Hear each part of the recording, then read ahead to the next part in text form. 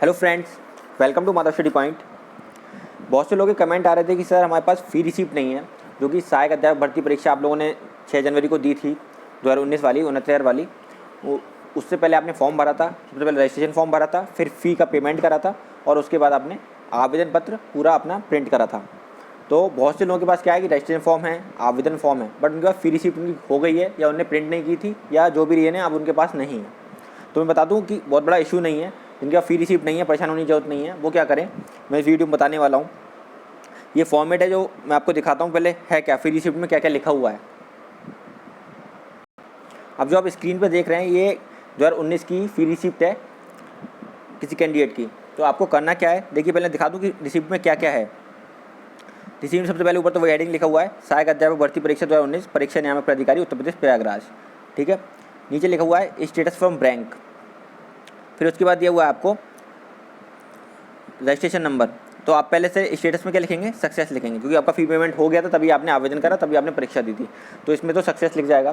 दूसरा है registration number. तो जो भी आपका रजिस्ट्रेशन नंबर है वो आपको पता है, वो आपके कहते हैं आवेदन पत्र पर भी है, रजिस्ट्रेशन नंबर रजिस्ट्रेशन फॉर्म पर भी है। नेक्स्ट है ऑर्डर आई।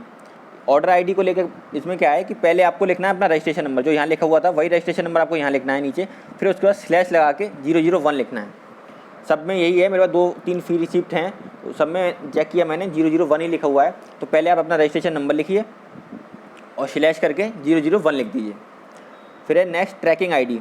अब ये आपको कहाँ से मिलेगी, ये सबसे इंपॉर्टेंट है। ये है आपके आवेदन पत्र में, जो मैं अभी आपको दिखा दूंगा कि आवेदन पत्र में आपकी ट्रांजेक्शन आई हैगी।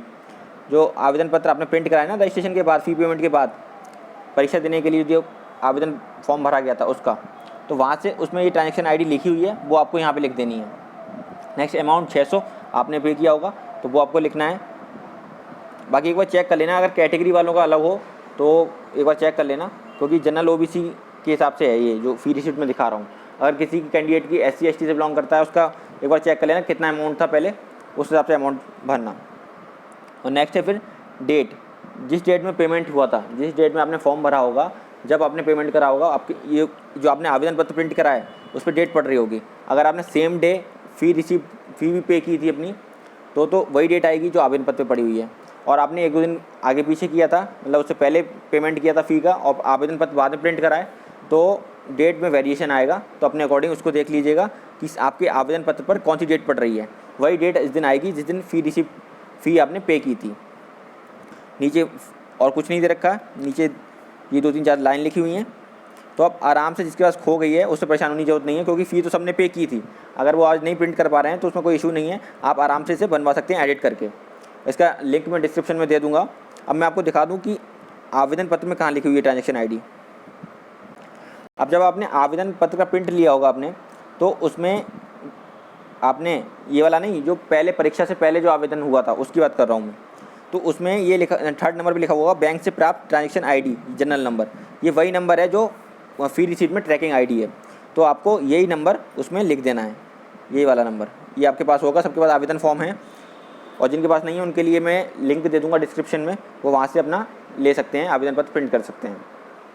तो फी रिसिप्ट के लिए परेशान होने की जरूरत नहीं है, बहुत आराम से एडिट करके आप बना सकते हो, क्योंकि आपने फ़ी तो पे की थी। अगर 1% आपके पास नहीं है तो आप आराम से अपना मैनेज करके से ले जा सकते हो काउंसलिंग में। देखिए वही नंबर है जो मैंने अभी आपको दिखाया था, उसमें लिखा हुआ है ट्रांजेक्शन आईडी आवेदन फॉर्म में, तो वो आपकी यहाँ पे ट्रैकिंग आईडी हो जाएगी। अमाउंट आपका जो भी है, अगर जनरल ओबीसी है तो 600 रुपये INR लिख देना, और डेट जो भी आवेदन फॉर्म पर आपकी हो। अगर आपने सेम डे फ़ी पेमेंट भी किया था और आवेदन फॉर्म भी प्रिंट करा था, तब तो डेट सेम रहेगी, वरना आवेदन से अगर 1 दिन पहले करा हुआ है फ़ी पेमेंट, तो 2 दिन पहले करा है, तो उसके अकॉर्डिंग अपनी डेट देख लेना। रजिस्ट्रेशन फॉर्म और आवेदन फॉर्म के बीच की डेट होगी या सेम डे की डेट होगी, एक बार अपने अकॉर्डिंग चेक कर लेना, तब उसको फिल करना। और ये फी रिसीप्ट आप नीचे डिस्क्रिप्शन बॉक्स से भी डाउनलोड कर सकते हैं, मैं लिंक प्रोवाइड कर दूँगा। So thank you.